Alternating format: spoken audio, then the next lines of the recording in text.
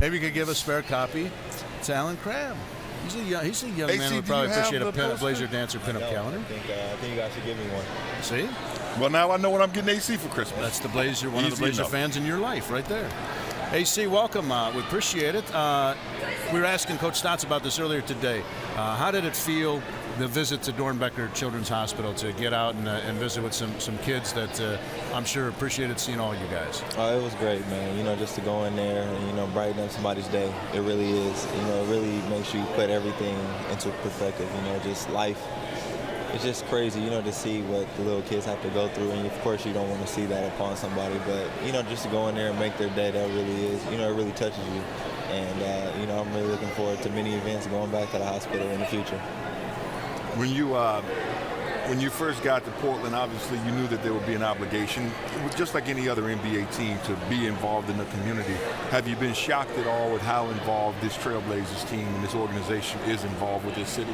Oh no, I mean, you know, I think I'm getting the hang of it now. You know, in college you do, you know, stuff here and there, but you know, all the events that we go to with the Blazers, it's really good to get back to the community and see how many lives you can touch just by doing this. You know, a lot of people just see us on the basketball court, but, you know, for us to share our personalities with other people, you know, up close and personal, I feel like that's a good opportunity for us to, you know, show people who we really are.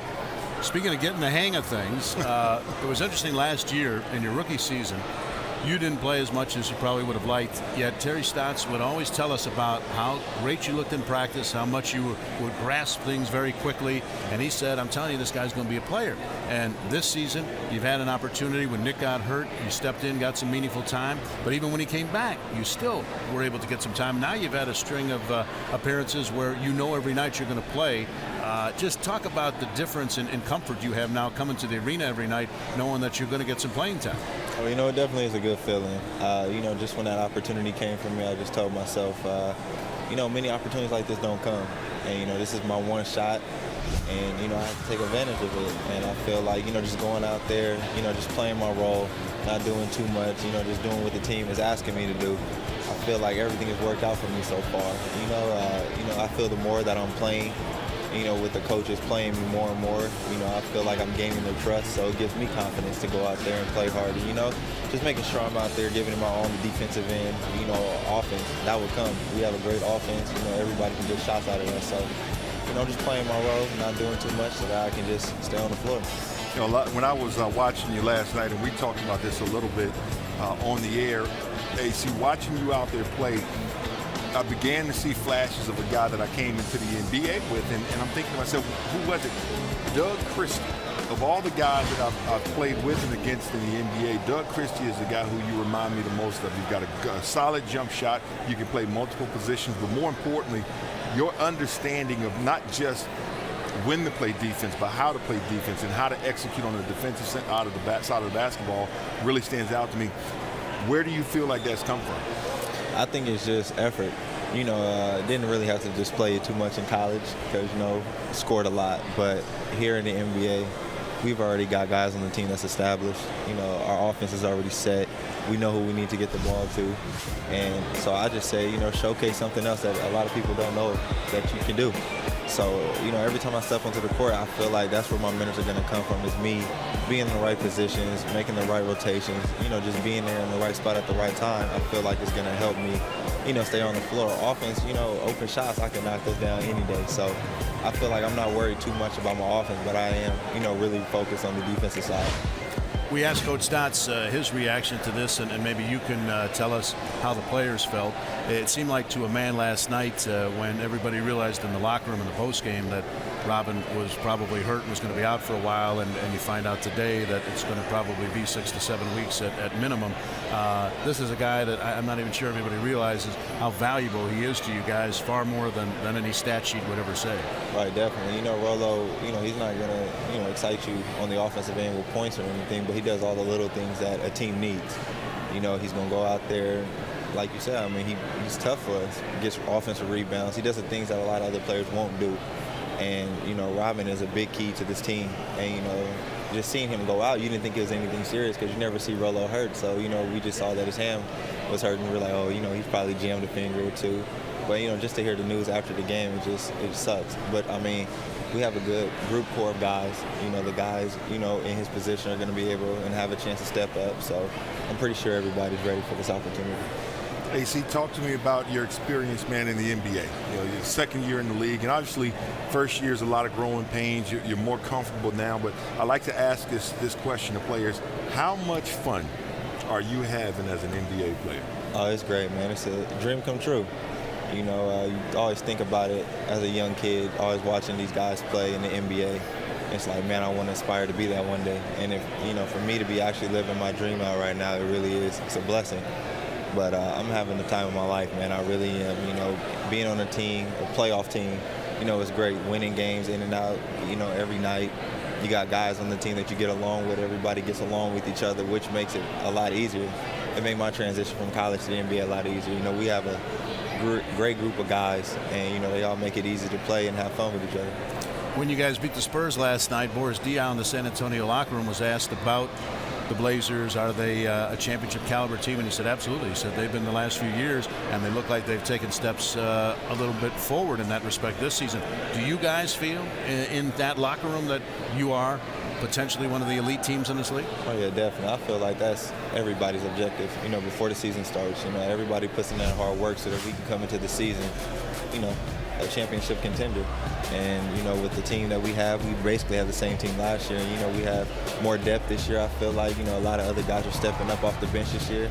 I feel like that's going to be a big help for us, you know, to have a long run in the postseason. Now, you get to every single day guard this guy we're seeing on TV right now, Damian Lillard. But in addition to that, you've got to guard Wesley Matthews. You've got to guard Nicholas Batum. And then you've got to turn around and sometimes guard a guy like Will Barton. I mean, that's the growth. I mean, that to me will be the most fun thing in the world, is to go to practice every day and know I'm going to guard an all-star, I'm going to guard some tremendous talent every single night. Oh, yeah, definitely. Wes, for sure. It's funny. Me and him, we go back and forth all the time. You know, he likes to play post-up, so if he scores on a defender, I'll yell at him from the bench, tell him he won't score on me like that. But, you know, like you said, Will, everybody, you know, we all push each other to be better. And I feel like that's what a team needs each and every day. You know, you can need guys who are just going to come and compete, even, you know, in practices, not just game day, but guys who are going to push you even through the practices, guys who are going to push you even the days you don't want to work. But I feel like that's what builds a character for a team who wants to win championships. And I feel like we're all on the same page. And, you know, we're all got one objective in mind, that's winning a championship. Fans flock to this building, of course, in the year plus you've been here. You know what great support that you guys have with all the Blazer fans that attend games at the Moda Center. But what a lot of fans don't see is the work that's put in before and after practices, before and after games, and so forth. And for young players such as yourself, your continued development is often contingent on something like that. Maybe talk about the extra work that you have to put in to be able to be a talented NBA player and keep up with all the other stars in the league. Right. I mean, I can even tell you for myself, last year not playing, you know, I always had to work. Even on off days, I had to come in and just put the work in. I mean, an opportunity didn't come last year, but, like, you look at this year, you know, of course you never wish that upon a teammate to get injured, but, you know, when a situation like that happens, you have to be ready. And, you know, fortunate enough for me, my number was called when Nico went down. So I feel like, you know, just preparing yourself, always staying ready, always putting in the extra work, you know, you're going to be ready for your opportunity. And, you know, we got great assistant coaches. We have great all-around people in the management, you know, just push you to be great, you know, to keep your confidence up. They're always making sure you're okay. And, you know, they're always the ones that's going to push you to be a great player. So I feel like, you know, it's really good. Now, I'm going to go back to, this is 20-plus years ago, but my rookie year, I'm with the Lakers, and Coach Randy Funn, who's the head coach at the Lakers at the time, he writes up on the board wheels, no practice tomorrow. It was the first time he had written it up. This is like, we're 6 weeks into the season, the first day we don't have no practice on the board. I'm thinking, man, I'm going, and then no, not you. Right. Everybody else is off. You will be here with me tomorrow. Definitely. It's somewhat deflating, but at the same time, you think about it from the standpoint of, I'm in the NBA. I mean, this is my job now. I don't have to go to class. Why not come to the gym? Oh, definitely. And that actually happened to me one time, too, on the road. You know, I think, you know, we started off really well last year. And, you know, we got the text on the plane coming back to Portland that we had an off day. And then, you know, the guys were like, cool. But then some of them like, nah.